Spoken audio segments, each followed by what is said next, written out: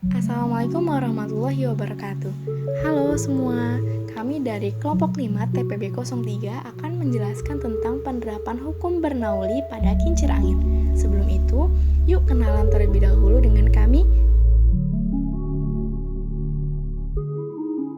Ada Meliza Wulandari dari Prodi Sains Data dengan NIM 121450065, Sula Talita Ardia Putri dari Sains Data dengan NIM 121450087, Sylvia Azharani dari Sains Data dengan NIM 121450070, Riantoni Sihaloho dari Sains Data dengan NIM 121450077, Ardian Agustinus Lumban dari Sains Data dengan NIM 121450090, dan saya Rizka Amelia Fitri dari Kimia dengan NIM 121270055. Asas Bernoulli dikemukakan pertama kali oleh Daniel Bernoulli pada tahun 1700 sampai 1782.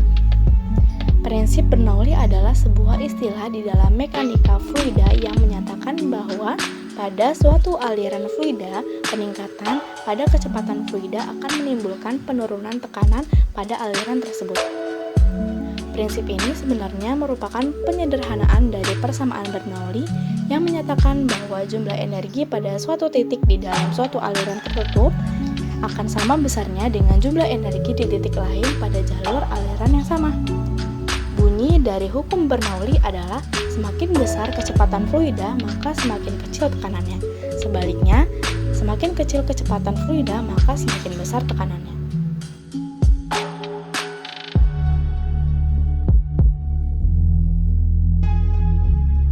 Pada konsep hukum Bernoulli, bentuknya sudah disederhanakan. Secara umum terdapat dua bentuk persamaan Bernoulli, yaitu aliran tak termampatkan dan aliran termampatkan. Yang pertama, aliran tak termampatkan, yaitu aliran fluida yang dicirikan dengan tidak berubahnya besaran kerapatan massa fluida di sepanjang aliran. Contohnya, air, minyak, emulsi, dan lain-lain.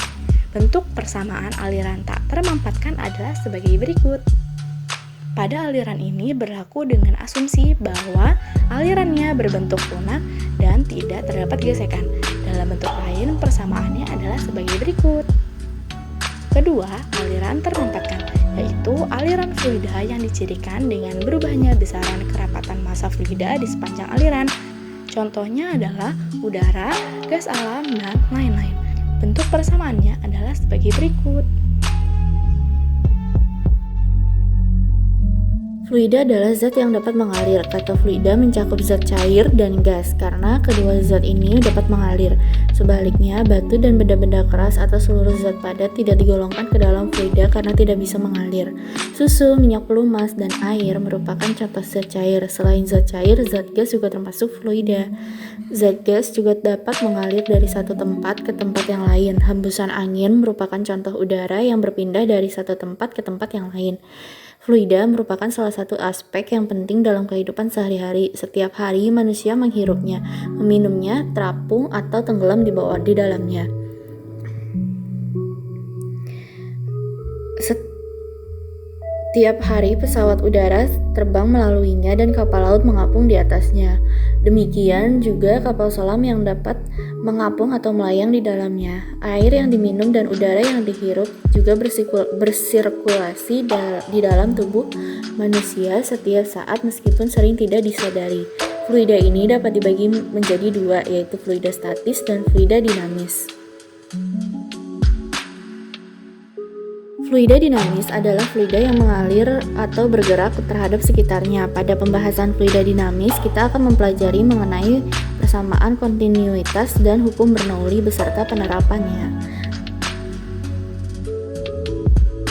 Fluida dinamis memiliki ciri-ciri sebagai berikut. 1. Fluida dianggap tidak kompresibel. 2. Fluida dianggap bergerak tanpa gesekan walaupun ada gerakan materi, tidak mempunyai kekentalan. 3.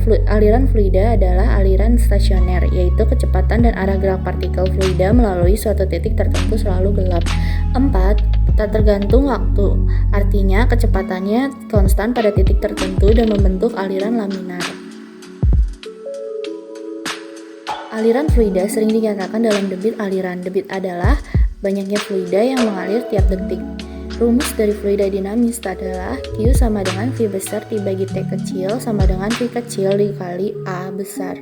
Keterangannya Q sama dengan debit aliran. Satuannya meter kubik per second. A besar luas penampang, satuannya meter kuadrat. V besar volume fluida, satuannya meter kubik, dan V kecil kecepatan aliran, satuannya meter per second. Penerapan hukum Bernoulli. Dalam kehidupan sehari-hari, kita dapat menemukan aplikasi hukum Bernoulli yang sudah banyak diterapkan pada sarana dan prasarana yang menunjang kehidupan manusia masa kini.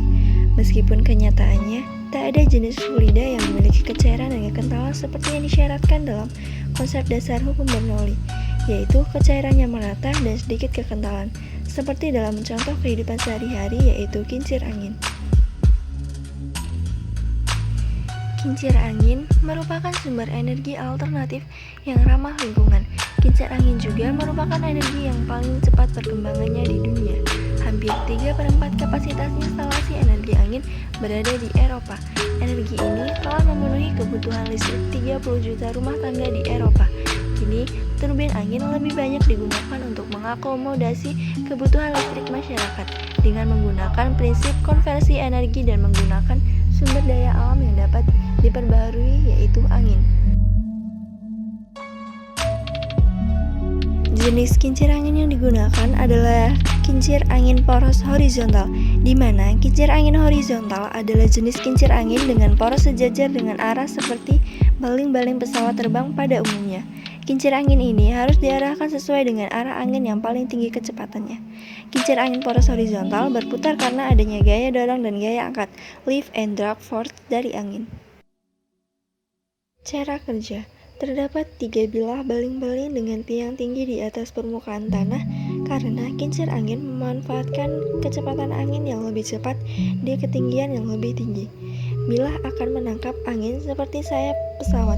Kantong udara bertekanan rendah terbentuk di salah satu sisi mata pisau kantung, sehingga bilah tertarik dan berputar seperti baling-baling. Hal ini terjadi karena gaya angkat jauh lebih besar daripada gaya angin yang melawan sisi lain mata pisau, biasa disebut sebagai gaya hambat.